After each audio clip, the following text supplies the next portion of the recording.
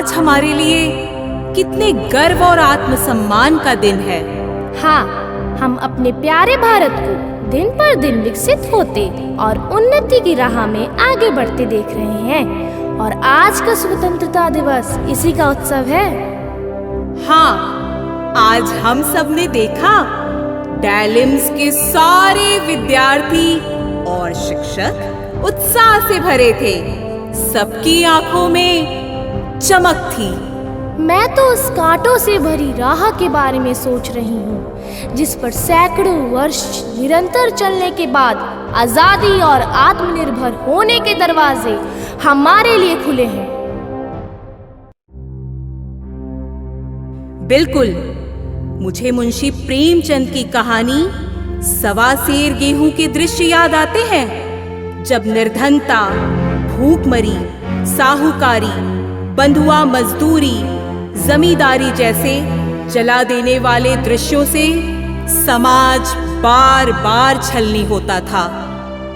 आओ सब मिलकर चलते हैं, उसी कल्पना में चलें जहां मुट्ठी भर अनाज और जीवित रहने के साधनों के लिए संघर्ष करते हुए शंकर पिसकर रह जाता है।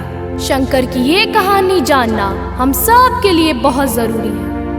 कितने दुख, कितनी पीड़ा और महान संघर्ष किया है समय ने। इस संघर्ष में दुख है, दर्द है, संघर्ष है और उम्मीद भी। आओ सब मिलकर देखते हैं इस संघर्ष को।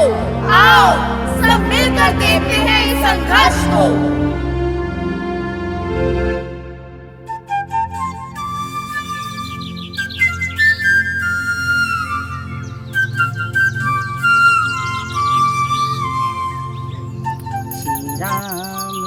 राम जय जय राम, श्री राम जय राम, जय जय राम, श्री राम जय राम, जय जय राम, श्री राम जय राम, जय जगिया से चल गईली सब कुछ भुलाई के, अरे जिंदगी भइल सुनसान हो,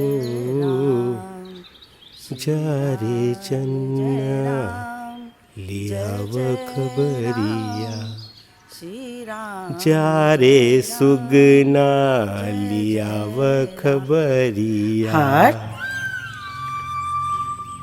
सुगना, कभी कभी सोचता हूँ कि तुम इतना धर्म कर्म किया करती हो, मुझसे कहीं इसकी हानि न हो जाए।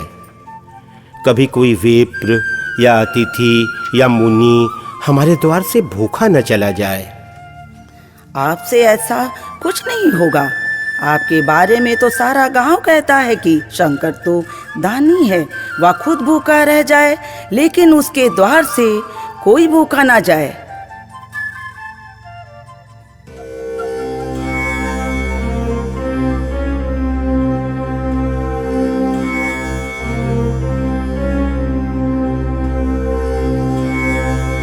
प्रणाम मुनिवर। कैसे हो वत्स? अब हमारे संध्या पूजन और भोजन का प्रबंध करो।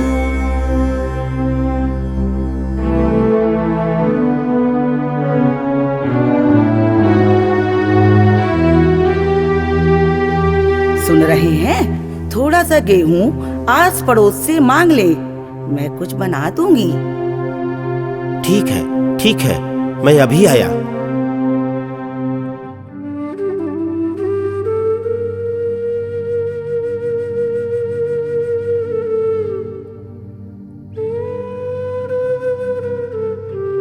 विप्र जी, क्या कुछ गेहूं मिल सकता है? एक मुनिवर अचानक आ गए हैं, उन्हें भोजन कराना है। ठीक है शंकर, भगवान इसे सवा सेर गेहूं दे दो। अभी देती हूँ। जाने कहां से चले आते हैं।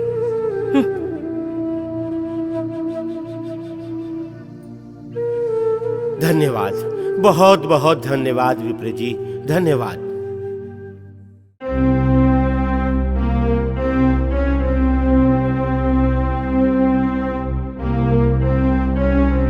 ले भगवान, ये गेहूं है पूरे 1.25 सेर, पीस कर कुछ बना दे।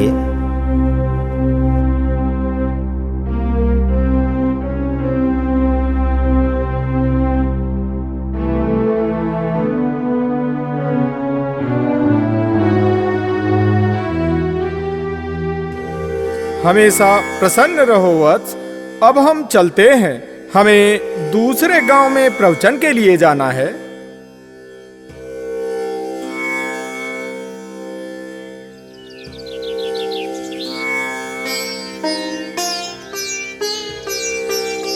भगवान, अब विप्र जी को 1.25 सेर गेहूं क्या लौटाऊं? खलिहानी देने जाऊंगा तो पसेरी 1.5 पसेरी गेहूं अधिक दे दूंगा, और क्या। ठीक है, वैसे भी विप का अनाज रखना थोड़े ही है, थोड़ा बढ़ाकर ही दे देना। इस तरह शंकर ने विप्र जी को 1.5 पसेरी गेहूं अधिक दे दिया और निश्चिंत हो गया कि वह ऋण से उऋण हो गया। उसने यह बात विप्र जी से कही तक नहीं।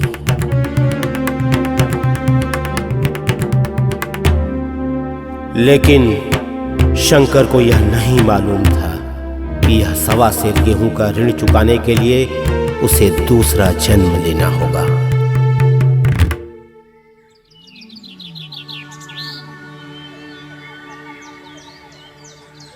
शंकर, तुम्हारा भाई चाहता है कि तुम लोगों के बीच खेत बाड़ी, बैल, अनाज सबका बंटवारा हो जाए।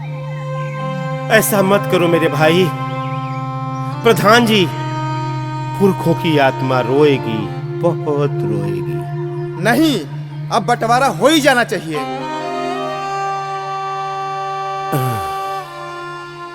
अब जैसी तुम्हारी मर्जी। यह दुख मेरे लिए मरने के बराबर है।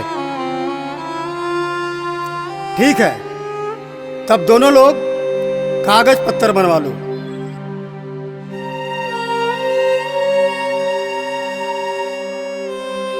इसी दुख में धीरे धीरे 7 साल बीत गए और शंकर किसान से मजदूर बन गया। एक दिन वह मजदूरी करके लौट रहा था।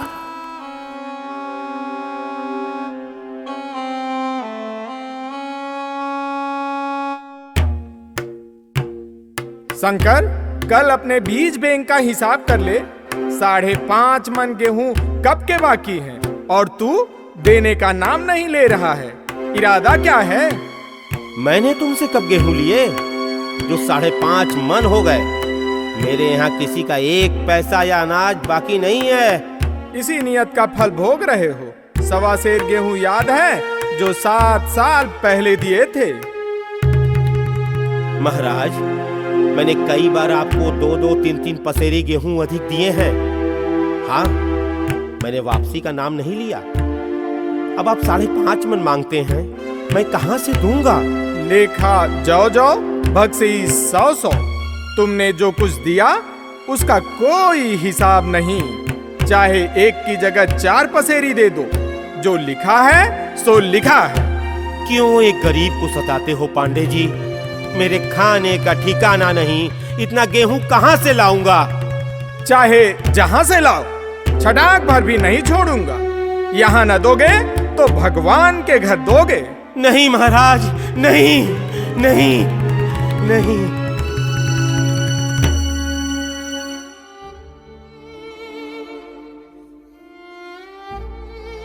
इसके बाद शंकर ने जी तोड़ मेहनत मजदूरी की।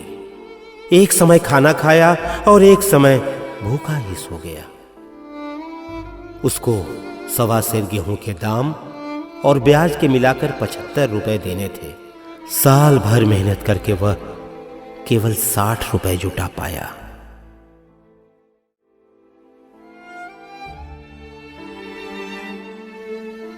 महाराज, महाराज, यह रही आपकी अमानत। अरे शंकर, किसी से उधार लिए क्या? नहीं महाराज, 1 साल की जी तोड़ मेहनत है। अपने हिस्से की रोटी छोड़कर ही बना पाया हूं। लेकिन यह तो केवल 60 रुपए है, बाकी के 15? बाकी के 2-3 महीनों में दे ही दूंगा। मुझे उऋण कीजिए महाराज, अब उऋण कीजिए। उऋण तो तभी होगे जब एक एक कौड़ी चुका दोगे। महाराज दया करो, मेरे पास एक रोटी का भी ठिकाना नहीं, कभी न कभी तो दे ही दूंगा।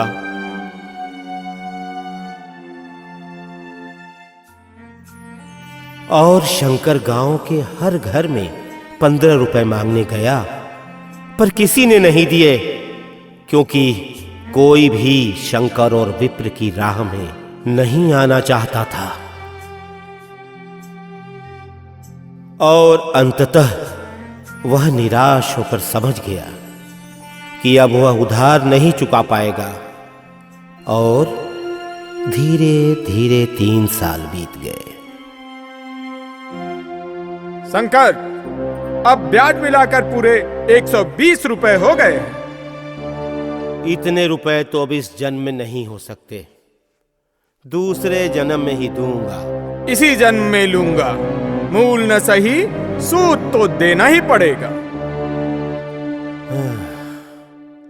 यह बैल ही बचा है, चाहिए तो ले जाइए। बैल लेकर क्या करूंगा, लेकिन एक रास्ता है। कौन सा रास्ता? कुछ है, तुम तो हो। तुम दूसरे की मजूरी करने की जगह ब्याज में हमारी मजूरी क्यों नहीं करते? कोई तुम्हारे पास जायदाद तो है नहीं। आखिर मैं अपने पैसों का भरोसा कैसे करूं?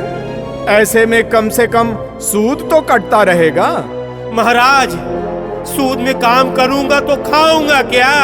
अरे तुम्हारी घरवाली और लड़का क्या हाथ पैर कटा के बैठे हैं? तुम्हें आधा सेर जौ रोज कलेवा के लिए दूंगा, और साल में एक कंबल भी। महाराज, ये तो जन्म भर की गुलामी हुई, पूरे जन्म की गुलामी समझो चाहे मजूरी। मैं अपने रुपए भराए बिना तुम्हें नहीं छोड़ूंगा।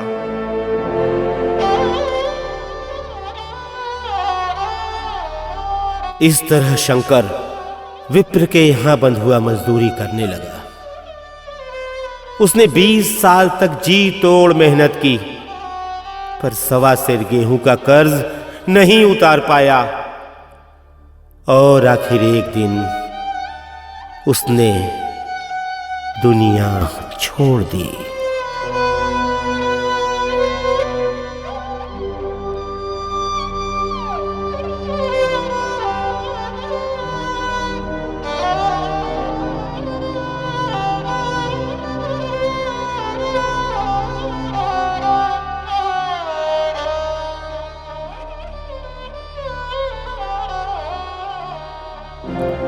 हरिया, अब आज के बाद तुम अपने पिता की जगह मजूरी करोगे, जब तक तुम्हारा ऋण उतर ना जाए।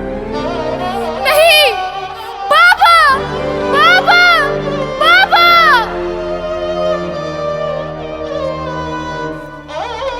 इस तरह शंकर का बेटा पिता की जगह बंधुआ मजदूर हो गया।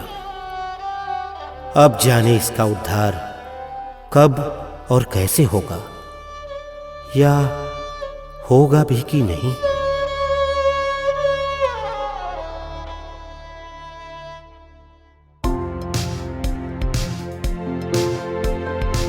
यह था शंकर का दुख और हमारे समाज के काले कानूनों की परछाई। हालांकि अब हम इससे बहुत आगे आ गए हैं। आजादी के बाद जमींदारी उन्मूलन, बैंकों से कर्ज, किसान निधि, उज्ज्वला, आयुष्मान और ढेर सारी योजनाओं से गरीबों और किसानों को मजबूत बनाया गया है। हाँ, अब कोई भी शंकर 1 किलो गेहूं के बदले 25 साल मजदूरी नहीं करेगा। इसमें सरकार के साथ हमारा समाज भी गरीबों और किसानों के साथ खड़ा है। यही है हमारा प्यारा भारत, नया भारत, जिसमें किसान श्रमिक खुश है, स्वस्थ है। आओ सब मिलकर देश को और आगे बढ़ाएं।